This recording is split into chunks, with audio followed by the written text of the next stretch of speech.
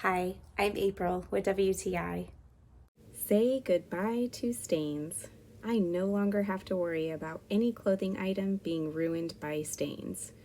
Here is a really tough stain of car oil and grime, but with just a little extra attention, I was able to save this suit jacket.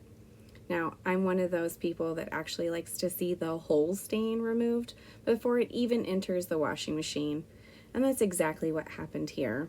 But just as I thought I was finished, I found lip gloss here on the sleeve. And as you know, that's nice and oily too, but it came right out.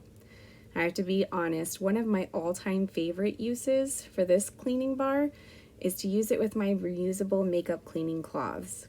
I love that with just a bit of water and this bar, I can get my makeup cloths completely clean of that tough makeup staining.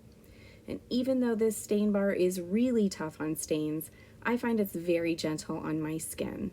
So far, I have not met a stain that this bar can't handle. I even like to shred it up and mix it with my powder detergent to have it help boost my detergent power. This stain bar by Fels Naptha has made my laundry day a breeze. And that's my point of view.